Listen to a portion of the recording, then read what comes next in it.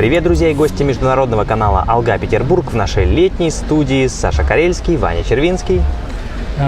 Друзья, всем привет! Саш, ты знаешь, мне предложили классную идею в нашем WhatsApp. У нас есть WhatsApp номер, он сейчас появится на нашем экране. И мне предложили каждую неделю выбирать какую-то девушку, которую, может быть, кто-то будет нам присылать на WhatsApp, может быть, мы сами будем выбирать, и размещать ее на обложке к вот этому нашему видео. И Саш, хотя, наверное, для тебя это не будет сюрпризом, но сейчас у нас на обложке великолепная Рухия. Рухия Байдукенова, прекрасная вокалистка, которая получила гран-при на Славянском базаре. А мы переходим к главным новостям, которые нам удалось найти за эту неделю. Ивань, первая важная новость. Жерар Депардье вернулся на свою вторую родину. Это в Россию? Французский актер с российским гражданством Жерар Депардье посетил Светлогорск. Зачем мэтру кинематографа нужно было посещать небольшой курортный городок численностью чуть более 15 тысяч человек в 30 километрах от Калининграда? Дело в том, что 24 июля стартовал международный кинофестиваль «Балтийские дебюты», и церемонию открытия посетил актер Жерар Депардье. Организаторы фестиваля планировали увидеть фильм с его участием «Моя узбекская мечта». Однако артист опоздал. Зато стало известно, что Жерар Депардье планирует снять новый фильм о французской эскадрилье «Нормандия-Неман». Местом съемок выступит специально отстроенный киноград в Калининградской области. Друзья, а вам нравятся фильмы с участием этого артиста? В декабре актеру исполнится 73 года. Его по праву можно назвать одним из самых плодовитых актеров современности. Он снялся в более чем 170 фильмах. Саш, слушай, а может быть Жерар Депардье, он заедет к нам? У нас все-таки тоже есть Балтийский дом. Потом мы на берегу Балтийского моря находимся. Потом Жерар Депардье, он же снялся уже в Across Endless Dimensions, значит, он процентов на 10 уже и казах тоже. А мы тоже процентов на 7. Ладно, хорошо, на 15. Я на 15, Саша на 7. И поэтому, если Жерар Депардье приедет, это же будет круто. Вань, на 7, это когда я баурсаков и козы не поел. Когда поел, то на все 25. Ладно, Саша, а я тебе хочу рассказать про Олимпиаду. У нас на канале иногда выходят новости про Олимпиаду, вы можете следить, все самое интересное я рассказываю там. Но сейчас я тебе расскажу о том, чем именно покорили казахи всех зрителей Олимпиады. И это не спортивный результат. Похоже, друзья, что казахстанских олимпийцев запомнят надолго. И дело даже не в спортивных результатах, а в шикарной форме, в которой в день открытия казахские спортсмены появились в Токио. В центре внимания оказалась казахстанская делегация во главе с Ольгой Рыпаковой и Камшибеком Кункабаевым, которые несли флаг Казахстана. Внимание было колоссальное. Нас очень часто останавливали спортсмены других стран, делали комплименты нашим костюмам и просили сфотографироваться. И ситуация сохраняется даже сейчас. Вернувшись с церемонии открытия, мы по-прежнему слышим много теплых слов. Это очень приятно, еще больше поднимает настроение. И могу с уверенностью сказать, что Казахстан блистал сегодня на церемонии открытия. Так прокомментировала успех с костюмами Ольга Рыпакова. Спортсмены продемонстрировали специальные наряды, которые созданы специально по заказу Национального олимпийского комитета. В разработке идеи костюмов участвовали специалисты Государственного музея искусств имени Абельхана Костеева, а дизайном и пошивом занималась известный алматинский модельер Виолетта Иванова. Действительно, костюмы – это один из способов привлечь внимание общественности к спортсменам, но еще лучше это они делают сами во время своих выступлений. Кстати, об этом вы можете также узнать, если подпишетесь на получение уведомлений о обновлениях на нашем канале. Вань, я прекрасно понимаю всех зрителей, потому что я помню, сам открыл рот, когда мы с тобой гостили в Казахстане у жителя Нур-Султана, и он вручил нам с тобой нарядные парадные шапаны. С тех пор мы практически регулярно раз в месяц их надеваем. Надо будет, кстати, Саш, нам выйти как-нибудь в город, устроить фотосессию. Но только не в такую жару, Вань. Да, надо попросить кого-нибудь из фотографов. Может, у нас есть кто-то из друзей фотографов, кто хочет помочь нам с этим. Но, кстати, еще кое-что, Саш, в чем нам очень нужна помощь ваша, дорогие друзья. Мы ищем преподавателя или учителя казахского языка. Очень задумали интересный проект. Ты в Питере собрался школу открывать? Что-то вроде того, друзья. Если вы хотите, если у вас есть немного времени, мы открываем кастинг учителей казахского языка. Ваня, ты знаешь такую легендарную певицу, как Бритни Спирс? Какую? Она же еще молодая. Ей лет 29. Ну вот сейчас я расскажу более подробно. Американская поп-певица, актриса, танцовщица, автор песен, обладательница премии Грэмми Бритни Спирс получила свою популярность в достаточно юном возрасте. Авторитетные издания называют ее самым одаренным, несовершеннолетним поп-идолом последних лет. Сейчас певице 39 лет. И она находится под опекунством своего отца. Знаменитость находится под опекой с 2008 года. С тех пор Джейми Спирс полностью контролирует финансовые потоки, творческую деятельность и личную жизнь певицы. 23 июня Бритни Спирс выступила в суде с просьбой освободить ее от опеки из-за чрезмерного злоупотребления контролем со стороны родного отца. Поп-исполнительница подчеркнула, что Джейми Спирс запрещал ей заводить детей, выходить замуж, а также заставлял проводить концерты против ее воли. Фанаты певицы давно переживали за состояние Бритни, и вот, кажется, за дело взялись власти. В Палату представителей Конгресса США внесли законопроект о прекращении злоупотребления опекунскими правами. Мне очень интересно ваше мнение по этому вопросу. Где-то тонкая грань между заботой отца и ущемлением прав на личную жизнь. Ну, Саш, наверное, бывает такое, да, что дети чувствуют уже себя взрослыми и хотят уже сами принимать взрослые решения. Конечно, родители в большинстве случаев это будет останавливать. Родители всю жизнь будут думать, что их дети пока что им нужна забота. Вот так вот. У меня, Саш, новость про Чингисхана. В Голландии 24-летний казах по имени Чингисхан основал сервис по шерингу электротранспорта. Шеринг – это взаимное владение чем-либо. Это когда общий автомобиль или коллективное владение велосипедом. Во многих странах такие варианты совместного или попеременного пользования товарами или услугами очень популярны. Компания Чингисхана называется Бонди.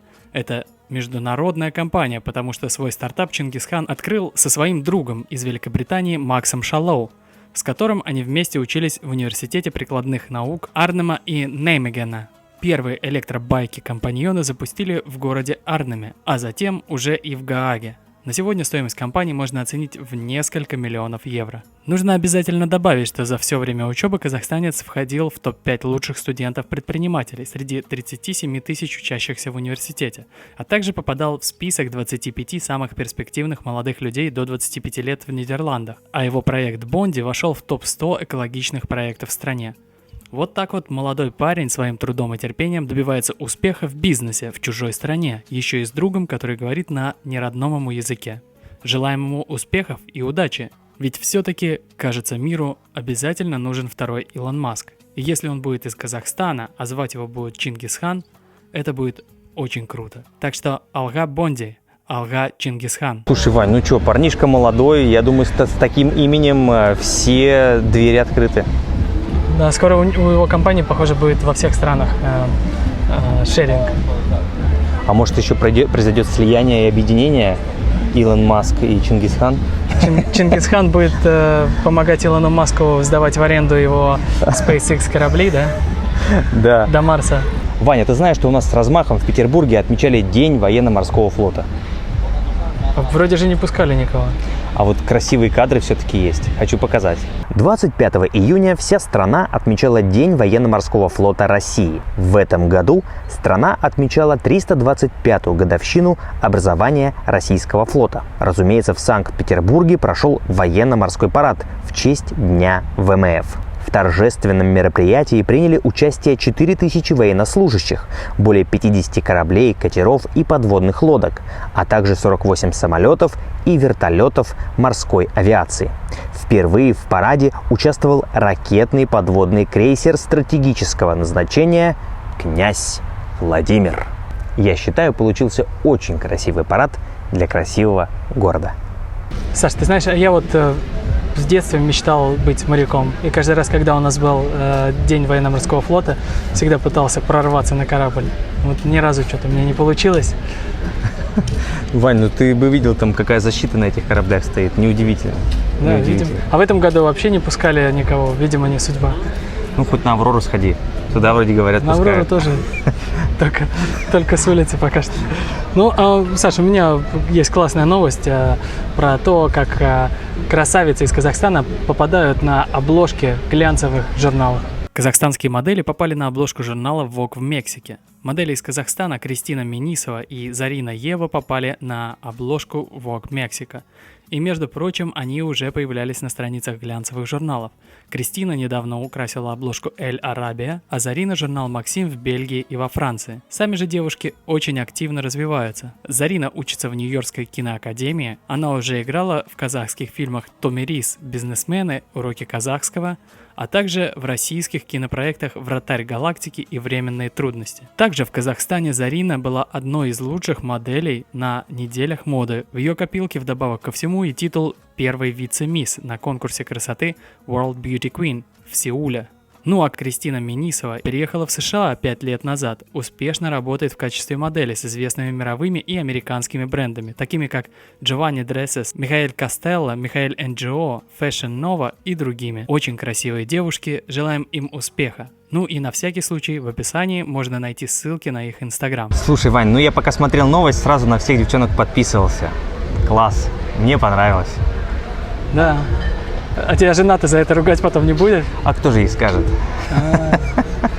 Вань, помнишь, у нас с тобой был квадрокоптер? Да. Вот ты не поверишь, у меня следующая новость как раз о них.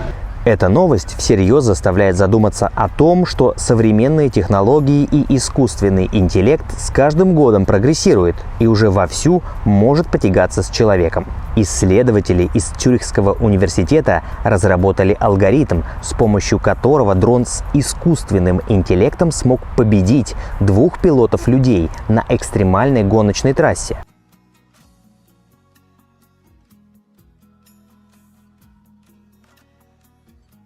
Надо сказать, что ранее исследователи использовали математические модели квадрокоптеров и участников трассы полета для расчета оптимальной траектории. На этот раз они полностью переложили задачу управления на программу. Система, способная к обучению, получала обратную связь в виде данных о точном местоположении дрона, поступающих с внешних камер, и вносила коррективы в свои расчеты. Это было похоже на то, как тренируется человек, проходя одну и ту же трассу огромное количество раз. Ученые утверждают, что эта разработка поможет в создании более эффективных дронов, например, в спасении людей, доставке грузов и других задач. Лично я за любые полезные изобретения. Главное, чтобы они потом слушались людей. Саша, ты смотрел фильм про Терминатора?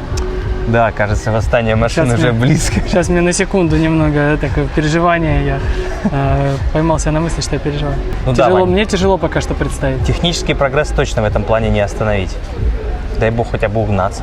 Саш, ну а я тебе хочу рассказать про дамбристов из Казахстана, которые выступали с Димашем еще со времен Сингера.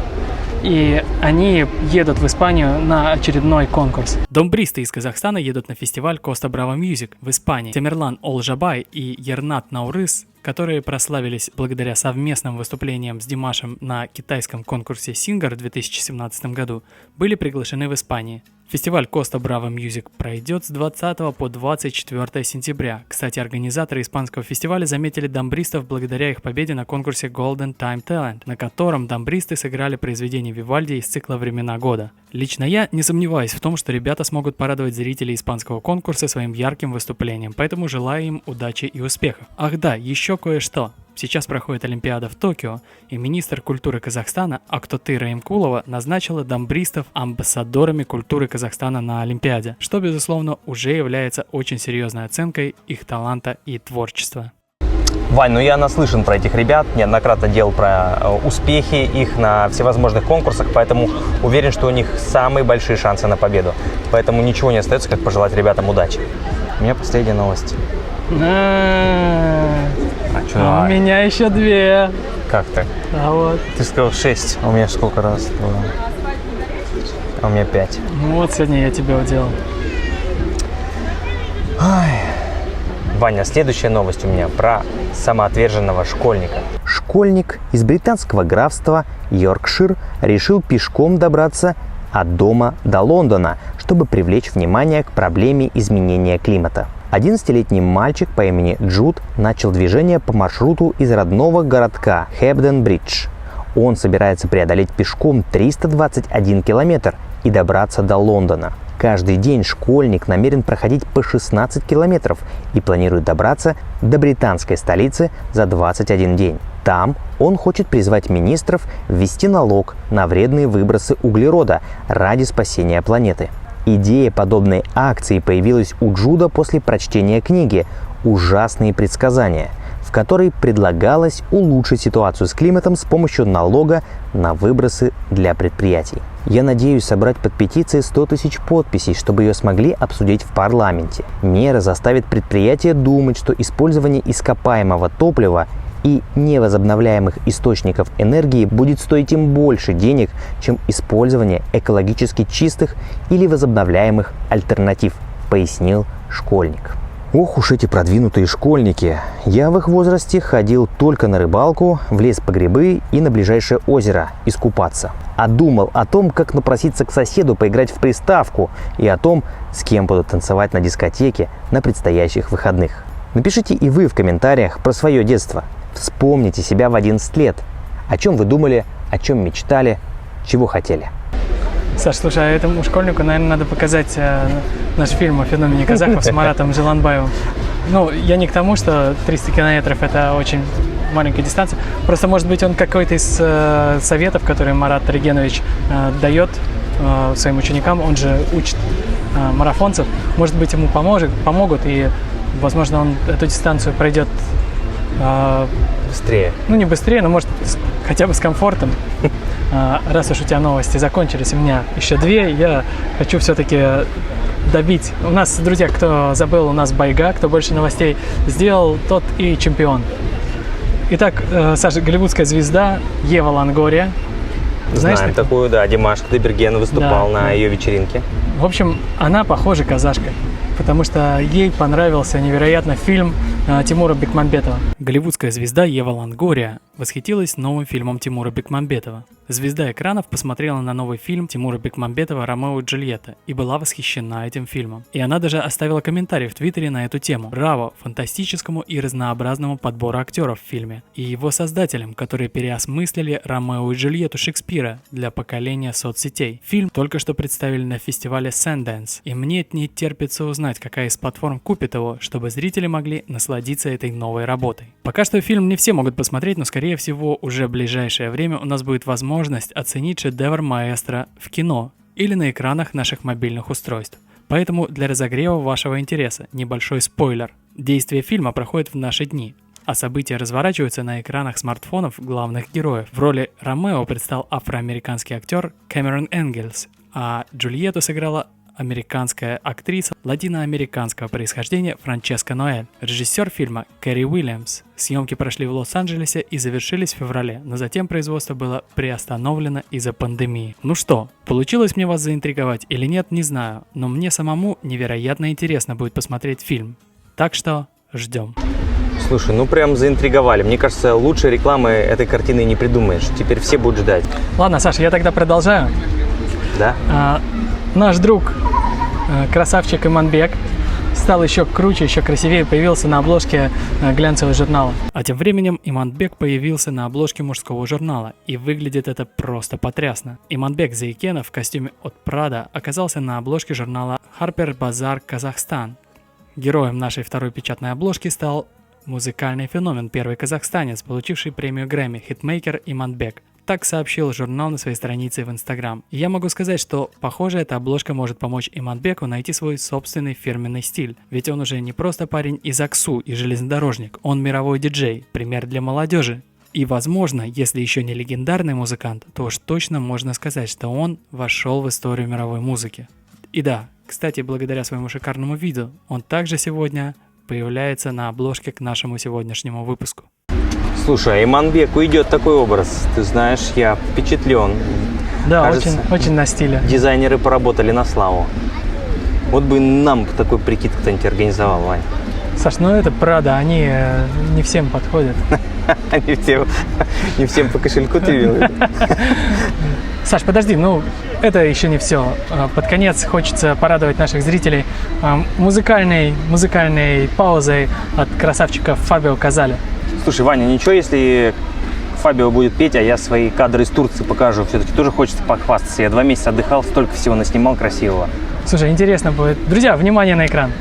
Ed ecco il giorno in cui poi tutto è più lontano, il mondo lo credevi chiuso in una mano, ma si frantuma senza stringere le dita, come la musica che pensi sia finita, tutte le voci che non danno mai emozione, sempre più in basso stan cadendo le canzoni, e credi che del peggio non ci sia la fine, non ti riconosci più. E all'improvviso ci sei tu, angelo senza confini, con la passione e il sentimento sei il sollievo del tormento dentro me. Inaspettato arrivi tu, dove gli altri non arrivano, con la tua voce dai speranza a molti chiusi in una stanza soli a piangere. Dai, canta ancora, so che ti va. Tu sei capace di portarci in tanti mari, dove ti seguono e ti ascoltano i tuoi cari. Sei un sentiero illuminato in un mondo ormai bruciato da percorrere. Intanto aspetto circondato e sono muto, ascolto la canzone dove chiedi aiuto. Nei momenti di tristezza c'è la tua voce che la spezza nel silenzio, e all'improvviso ci sei tu, angelo senza confini, con la passione e il sentimento sei il sollievo del tormento dentro me. Inaspettato arrivi tu, dove gli altri non arrivano, e se un giorno tu potrai, diciamo mai dire mai, ci farai questo regalo, Dimash. Spero che verrai da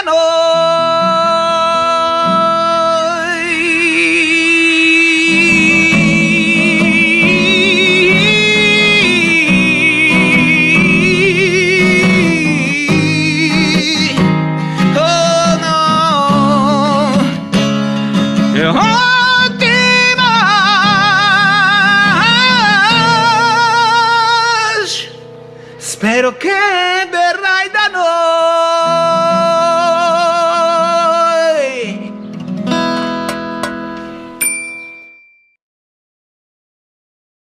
Подпишитесь на канал, если хотите вместе с нами изучать феномен Димаша Кудайбергена. Нажмите колокольчик, если готовы получать новый обзор первым. И не забудьте поделиться этим видео с друзьями. Пусть о казахском феномене узнают все.